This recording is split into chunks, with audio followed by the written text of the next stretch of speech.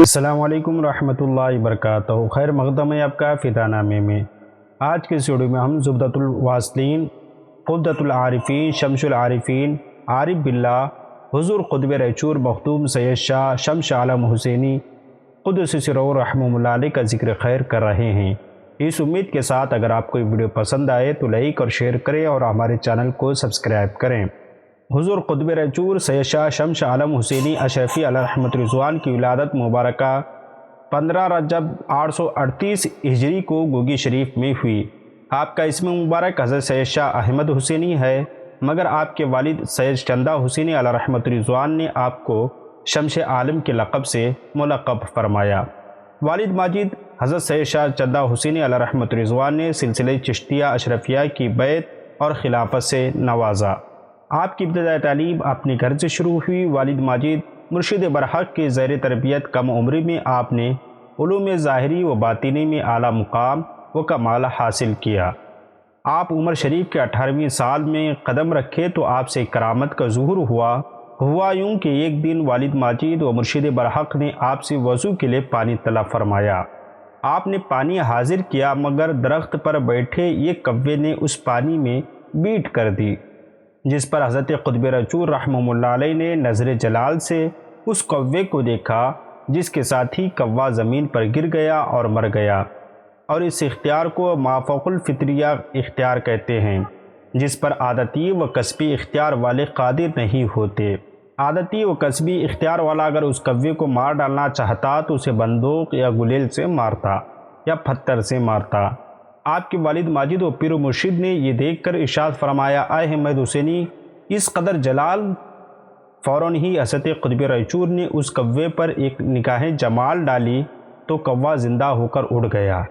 آپ کی اس کرامت کو ملاحظہ فرمانے کے بعد والد ماجد مرشد برحق نے ارشاد فرمایا، اس کرامت کے ظہور سے ثابت ہوتا ہے کہ تم نے اپنے ولایت کے کامل مقام کو پا لیا ہے اور جو قطبیت کا درجہ ہے، اور آپ کو شمس عالم کے لقب سے ملقب فرماتے ہوئے ارشاد فرمایا کہ تم اپنے مقام ولایت و قطبیت کے لیے روانہ ہو جاؤ، اور آپ کے مقامی ولایت و قطبیت کو راز رکھتے ہوئے 2 تاڑ کے پھل عطا فرمائے، اور کہا کہ سفر کے دوران جہاں کہیں شب میں قیام کرو تو ان تاڑ کے پھلوں کو زمین میں بو دو، اگر صبح میں ان کی کونپلیں نکلی تو وہی تمہارا مقام ہوگا۔ ان تاڑ کے پھلوں کو لے کر آپ، جن میں راز ولایت اور قطبیت پوشیدہ تھا، 856 ہجری میں گوگی شریف سے روانہ ہوئے اور دوران سفر ہزاروں گم گشتان راہ اسلام کو دولت اسلام سے مالا مال کرتے رہے۔ جہاں کہیں شب میں قیام فرماتے وہاں ان تاڑ کے پلوں کو زمین میں بوتے، صبح ان میں کونپلیں نہیں نکلتی تو وہاں سے نکل جاتے۔ اس طرح اپنا سفر جاری رکھتے ہوئے جب آپ دریائے کرشنا کے کنارے پر پہنچے تو ملاحظہ فرمایا کہ دریا اپنی پوری قوت کے ساتھ لبالب بہہ رہا ہے۔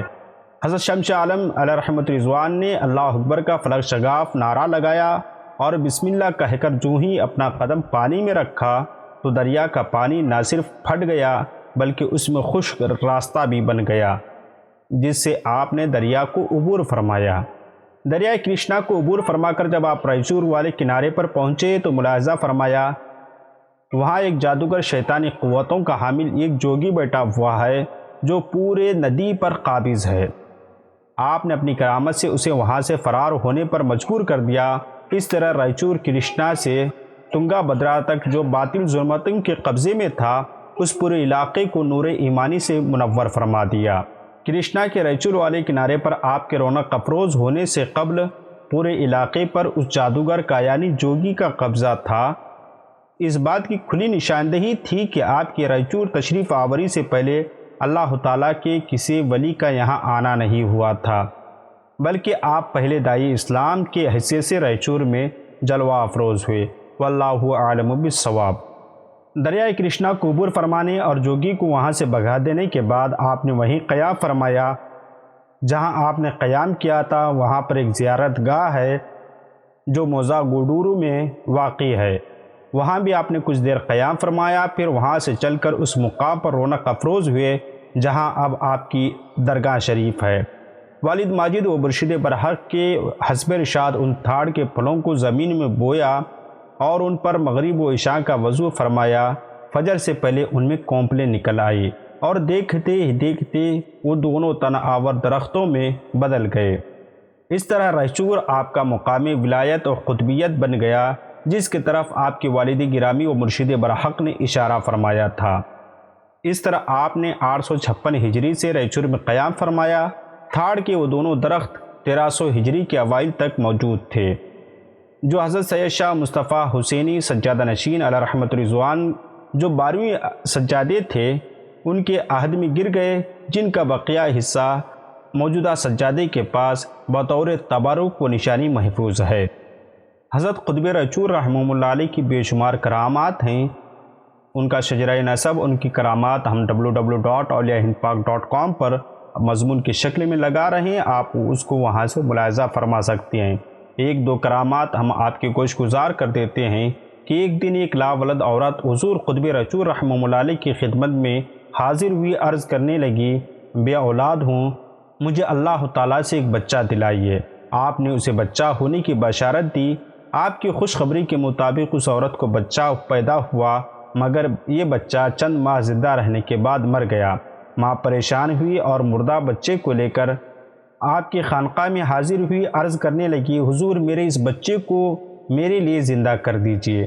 اس کی آہ و زاری پر رحم فرماتے ہوئے حضور قطب رائچور رحمہ اللہ علیہ نے اس مردہ بچے سے فرمایا قم باذن اللہ۔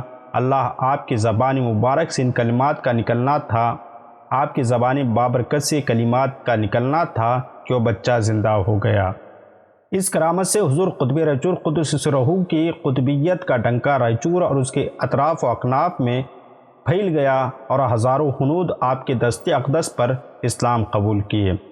جیسے حضور قطب رائچور رحمہ اللہ علیہ رائچور میں تشریف فرما ہوئے، اسلام و سنیت کی اشاعت کا مرکز بنتا چلا گیا۔ کفر و شرک و بد مذہبی کا اندھیرا دور ہو کر رائچور اسلام کے جلووں سے منور ہوا۔ آپ کی کرامات دیکھ کر لوگ دور دور سے آتے اور فیوز و برکات حاصل کرتے گئے۔ یہی نہیں بلکہ اطراف و اکناف کے غیر مسلم آپ کی بارگاہ میں حاضر ہوتے اور ایمان و اسلام کی دولت سے شرف یاب ہو جاتے۔ آپ رائچور کے علاقے میں ایک داعی اسلام کی حیثیت سے تشریف لائے تھے۔ رائچور میں آپ نے پورے 36 سال اپنی ظاہری حیات مبارکہ گزاری، اسلام و سنیت کی خوب ترویج و اشاعت فرمائی اور اسلام کی اشاعت کا فریضہ انجام دیا۔ حضور قطب رائچور مخدوم حضرت سید شاہ احمد شمس عالم حسینی رحمہ اللہ علیہ نے بے شمار بندگان خدا کو فیوز و برکات سے نواز کر 15 صفر 892 ہجری کو محمود شاہ ثانی بہمنی کے دور حکومت میں وصال فرمایا۔ ولی عہد و جانشین آپ کے حقیقی بھتیجے حضرت سید شاہ علی حسینی رحمہ اللہ علیہ آپ کے پہلے سجادہ نشین ہوئے، جو بلا شرکت غیر درگاہ شریف کے نگران بھی مقرر ہوئے۔ ہر سال آپ کا 14 صفر سے 16 صفر تک انتہائی تجھ کو احتشام سے عرس مقدس منایا جاتا ہے۔ دکن کے مشہور اور معروف اور بڑے عرسوں میں سے ایک عرس ہوتا ہے جو تقریباً 5 ہفتے جاری رہتا ہے۔ مزید تفصیلات کے لیے آپ ہماری ویب سائٹ www.awliyaahindpak.com پر مضمون کو لازمی طور پر پڑھیں۔ ہماری دعا ہے کہ اللہ رب العزت آپ کی قبر انور میں رحمت و نوار کی بارشیں نازل فرمائیں۔ آپ کو یہ ویڈیو کیسی لگی آپ ہمیں کمنٹ باکس میں بتائیں اور ہماری چینل کو سبسکرائب کریں، اس ویڈیو کو لائک اور شیئر ضرور کریں۔ ملتے ہیں اگلی ویڈیو میں۔ السلام علیکم۔